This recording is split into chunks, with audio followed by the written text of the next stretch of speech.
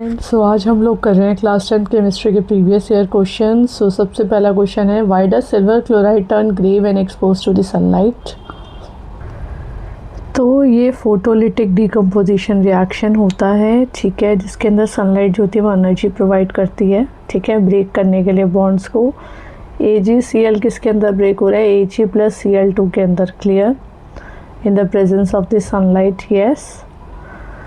And क्या बना रहा है? ये ग्रे कलर बना रहा है क्योंकि मेटेलिक सिल्वर प्रेसिपिटेट बना रहा है, that's why, okay. Next question कहता है इलेक्ट्रॉन डॉट स्ट्रक्चर आपको बताना है इथेन और इथेनॉल का। तो आपके पास इथेन का इलेक्ट्रॉन डॉट स्ट्रक्चर कितना हो जाएगा? कार्बन के पास क्या होते हैं? 4 वैलेंस इलेक्ट्रॉन्स हैं, yes.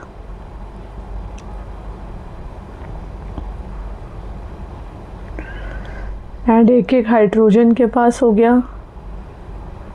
So this would be the electron dot structure of which thing? That is the ethane।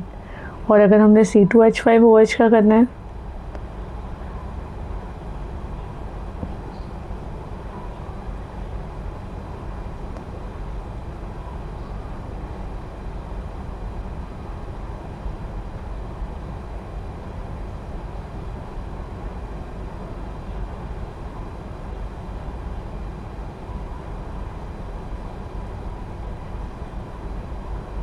okay, so this is for ethanol, yes। Next question कह रहा है कौन सा सॉल्ट जो होता है वो बनता है जब सोडियम हाइड्रोक्साइड जो होती है वो रिएक्ट करती है हाइड्रोक्लोरिक एसिड के साथ, और आयनिक बॉन्ड की फॉर्मेशन बतानी है हमें सोडियम क्लोराइड में। तो कौन सा सॉल्ट बनता है? NaOH जो है, अगर उसके अंदर हम HCl को डालेंगे तो क्या बनेगा? NaCl plus water, clear.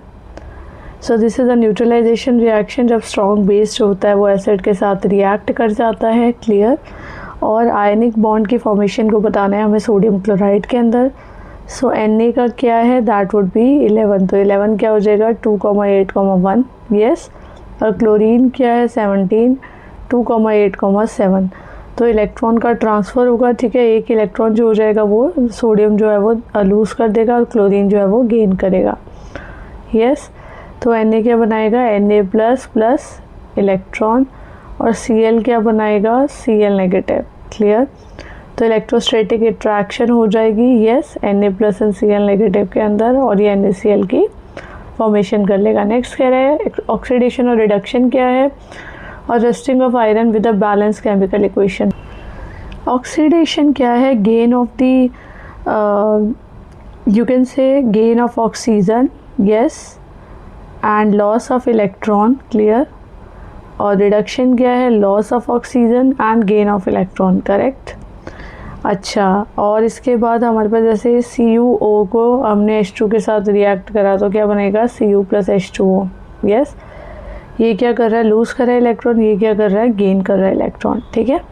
तो दोनों ही एक साथ हो रही है reaction, so that would be the redox reaction, ठीक है। जो लूज़ कर रहा है ऑक्सीजन, जो गेन कर रहा है ऑक्सीजन को, दैट इज़ ऑक्सीडेशन। जो लूज़ कर रहा है ऑक्सीजन को, दैट इज़ रिडक्शन। नेक्स्ट कह रहा है rusting of the iron with a balance chemical equation. तो रस्टिंग एक टाइप ऑफ द कोरोजन है जो कि आयरन के ऊपर होता है, जब आयरन के मेटल को एक्सपोज करते हैं ऑक्सीजन में, ठीक है, फ्रॉम एयर एंड मॉइस्चर, ठीक है, तो वो रस्ट की फॉर्मेशन कर लेता है, ठीक है। लाइक क्या है? Fe plus O2 plus H2O, तो क्या बनाएगा? That would be 2xH2O, so that would form Fe2O3 dot XH2O, ये रस्ट का फॉर्मूला होता है, ठीक है। सो this is the rusting, yes. Next question कह रहा है एक सॉल्ट बताना है जब सोडियम हाइड्रोक्साइड रिएक्ट करेगा और इसे बैलेंस करना है।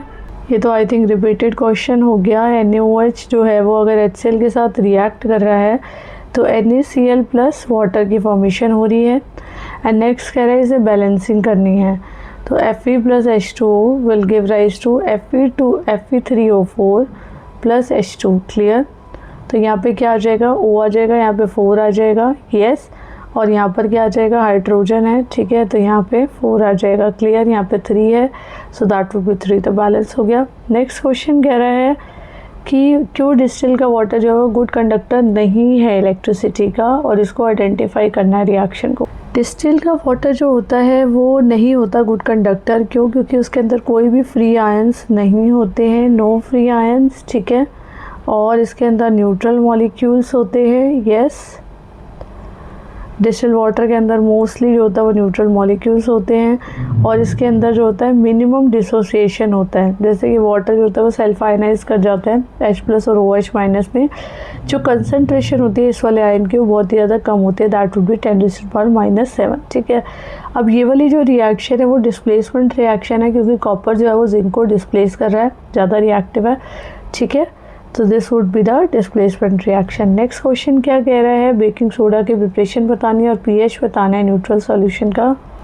सो सबसे पहले हमारे पास क्या हो जाएगा, प्रिपरेशन बतानी है बेकिंग सोडा की। तो कैसे बनाएंगे हम, NaCl plus water plus CO2 plus NH3 will give rise to NH4Cl, clear, plus NaHCO3, yes. So this is the preparation of the baking soda, okay, and this will yield ammonium chloride NH4Cl plus NaHCO3. So baking soda is basically soluble in water, so it precipitate out of the solid and separated by the filtration. Yes, what is the pH of the neutral solution? The pH of the neutral solution is exactly 7, yes, at the standard temperature of the 25 degrees Celsius. And this value indicates that the concentration of the H+ would be balanced by the OH- ions. Yes. Next question is differentiate between metal and non-metal, any 3 points, and write the chemical equation for the reaction of the iron with the copper sulfate. See, metals and non-metals. So metals can be solid, yes, metal is mostly solid at the room temperature, mercury को छोड़ के। Non metal या तो solid होगा या liquid होगा या gas होगा। मेटल शाइनी होगा, ठीक है, उसका मेटलिक लशर होगा और ये डल होगा, यस। मेटल्स को हम शीट्स के अंदर बीटन कर सकते हैं और इसको हम शीट्स के अंदर बीटन नहीं कर सकते, ब्रिटल होता है, ब्रेक कर जाता है। मेटल्स को हम ड्रॉन कर सकते हैं थिन वायर्स में, ये नॉन डक्टाइल है, ठीक है, क्योंकि वो डक्टाइल है तो थिन वायर्स में ड्रॉन हो जाएगा। नॉन मेटल नॉन डक्टाइल है। मेटल गुड कंडक्टर है हीट एंड इलेक्ट्रिसिटी के, नॉन मेटल पुअर कंडक्टर है हीट एंड इलेक्ट्रिसिटी के। अब कह रहा है केमिकल रिएक्शन बतानी है आयरन और किसके बीच में, कॉपर सल्फेट के बीच में। Fe + CuSO4 क्या बना रहा है, FeSO4 + CO, यस, क्योंकि ये क्या करेगा, कॉपर को डिस्प्लेस कर देगा, यस। नेक्स्ट क्वेश्चन क्या कह रहा है कि why sodium stored in the kerosene oil, क्या प्रोसेस है कोरोजन का और क्या रिएक्टिविटी सीरीज़ है।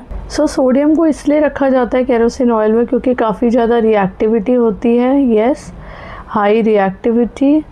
And next is like air की रिएक्शन हो जाती है और मॉइस्चर की रिएक्शन हो जाती है और fire hazards and kerosene barrier, ठीक है। केरोसिन जो होता है वो रिएक्ट नहीं करता सोडियम के साथ, जबकि उसका कॉन्टैक्ट को तोड़ देता है किसके साथ, एयर एंड मॉइस्चर के साथ। नेक्स्ट कह रहा है क्या प्रोसेस है कोरोजन का। कोरोजन एक ग्रेजुअल डिग्रेडेशन है मेटल की, ठीक है। तो क्या होता है कि अगर हम इसको एटमॉस्फेरिक ऑक्सीजन, मॉइस्चर या एसिड वगैरह के साथ लगाते हैं, ठीक है, तो मेटल्स क्या होता है वो ख़राब होने शुरू होते हैं। जैसे आयरन जो है वो क्या करेगा, वाटर के साथ और it will form water and oxygen के साथ वो क्या बना लेगा, वो रस्ट की फॉर्मेशन कर लेगा, yes. So it will form Fe2O3.XH2, ठीक है, तो रस्ट की फॉर्मेशन कर लेते हैं। रिएक्टिविटी सीरीज़ क्या होती है, एक वर्टिकल लिस्ट है मेटल्स की, ठीक है, decreasing order of the chemical reactivity के अंदर।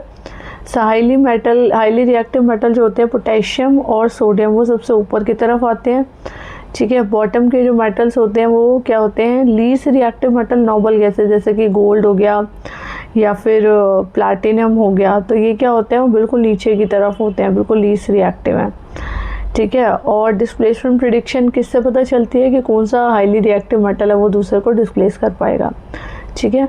एक्सट्रैक्शन मेथड क्या हो गया, वो बताता है कि कौन सा मेटल जो है वो एक्सट्रैक्ट कर सकते हैं दूसरे ओर से। नेक्स्ट क्या कह रहा है, डिफ्रेंशिएट करना सैचुरेटेड और अनसैचुरेटेड में, कैटिनेशन क्या है और स्टेरिफिकेशन क्या है। तो सैचुरेटेड हाइड्रोकार्बन और अनसैचुरेटेड हाइड्रोकार्बन के अंदर सैचुरेटेड में क्या होता है, सिंगल बॉन्ड होता है, ठीक है, और अनसैचुरेटेड में डबल या फिर ट्रिपल बॉन्ड होता है, यस। इसके अंदर CnH2n+2 होता है, इसमें CnH2n होता है और CnH2n-2 होता है। ये बहुत ज़्यादा कम रिएक्टिव होता है, ठीक है, सैचुरेटेड वाला, और ये बहुत ज़्यादा रिएक्टिव होता है क्योंकि इसके अंदर क्या है, पाई बॉन्ड्स बनते हैं। ये सब्स्टिट्यूशन रिएक्शन कर लेता है सैचुरेटेड वाला, ये जो होता है वो रेडली एडिशन रिएक्शन करता है अनसैचुरेटेड वाला। कंबशन जो होता है वो burn with a clean blue non sooty flame के साथ सैचुरेटेड वाला, और ये क्या करता है, yellow and smoky sooty flame के साथ। तो एग्जांपल हो गया मीथेन, इथेन, ठीक है, और इसके अंदर हो जाएगा इथीन, इथाइन, ठीक है। कैटिनेशन एक यूनिक एबिलिटी होती है एलिमेंट की long chain of the rings को बनाना by bonding with atom of the same element, ठीक है। तो कैटिनेशन हो गया चेन बनाते जाना कार्बन की, ठीक है। कार्बन की स्ट्रॉन्ग टेंडेंसी होती है कैटिनेशन की क्योंकि उसका छोटा साइज़ होता है और बहुत ज़्यादा अच्छी बॉन्ड एनर्जी होती है। एस्टेरिफिकेशन का मतलब होता है कि जब कार्बोक्सिलिक एसिड को, जैसे मैंने एक एग्जांपल ले लिया इथेनोइक एसिड और इथेनॉल, तो जब हमने दोनों को डाला अल्कोहल और कार्बोक्सिलिक एसिड को in the presence of the acid और एसिड एंड कैटलिस्ट, तो क्या बनाएगा ये CH3COO C2H5 plus H2O, okay, क्योंकि यहाँ से वाटर निकल गया, yes, only this, clear, and this one, ये वाटर निकला तो इसकी वजह से क्या बन गया, एस्टर बन गया। नेक्स्ट क्वेश्चन क्या कह रहा है, क्यों एलिमेंट सेम ग्रुप के अंदर सिमिलर केमिकल प्रॉपर्टीज़ होती है, ट्रेंड्स बताना है मेटेलिक और नॉन मेटेलिक करेक्टर में, और मॉडर्न पीरियोडिक लॉ बताना है। तो सबसे पहले जो है वो जो एलिमेंट होते हैं सेम ग्रुप में उनके सिमिलर केमिकल प्रॉपर्टीज़ होती हैं due to the valence electrons के कारण, ठीक है। एलिमेंट जो होते हैं सेम ग्रुप के अंदर उनके सेम नंबर ऑफ इलेक्ट्रॉन्स होते हैं केमिकल रिएक्टिविटी के कारण, यस, केमिकल रिएक्टिविटी के कारण। और ग्रुप 1 के जो एलिमेंट होते हैं अल्कली मेटल, उनका 1 वैलेंस इलेक्ट्रॉन होता है जो कि हाईली रिएक्टिव बना देते हैं। नेक्स्ट है ट्रेंड्स बताने मेटेलिक और नॉन मेटेलिक के अंदर। अब जो मेटेलिक करेक्टर है वो क्या करेगा, जब हम लेफ़्ट टू राइट जाएंगे तो मेटेलिक करेक्टर क्या हो जाएगा, वो कम होता जाएगा यहाँ पर, ठीक है, वो डिक्रीज़ होता जाएगा, ठीक है, क्योंकि न्यूक्लियर चार्ज बढ़ता है जिसकी वजह से वो इलेक्ट्रॉन को खींचेगा अपनी तरफ। नेक्स्ट नॉन मेटेलिक करेक्टर क्या हो जाएगा, ऐसे करके बढ़ता जाएगा पीरियोडिक टेबल में, ठीक है, ये पीरियोडिक टेबल है। नीचे की तरफ जाएंगे मेटेलिक करेक्टर क्या होगा, बढ़ेगा, और नॉन मेटेलिक करेक्टर क्या हो जाएगा, घटेगा, क्योंकि एटॉमिक साइज जो है वो बढ़ रहा है, यस, एटॉमिक साइज बढ़ रहा है, वैलेंस इलेक्ट्रॉन जब वो दूर होते जा रहे हैं, ठीक है, और नॉन मेटेलिक करेक्टर घटेगा। नेक्स्ट कह रहा है मॉडर्न पीरियोडिक लॉ क्या कहता है कि जो केमिकल और फिजिकल प्रॉपर्टी होती है एलिमेंट की, वो पीरियोडिक फंक्शन है किसका, एटॉमिक नंबर्स का, ठीक है। तो जब एक एलिमेंट को अरेंज करेंगे increasing order of the atomic number, तो element with the similar property reappear at regular interval. तो एटॉमिक नंबर के ऊपर बेस है मॉडर्न पीरियोडिक लॉ, ठीक है। अगर ये वीडियो समझ में आ गई है तो प्लीज़ इसे लाइक कर दीजिए, शेयर करना है अपने फ्रेंड्स के साथ, एंड प्लीज़ सब्सक्राइब करना है मेरा चैनल, जिससे कि आपको आगे के भी PYQs मिलते रहे। Thank you.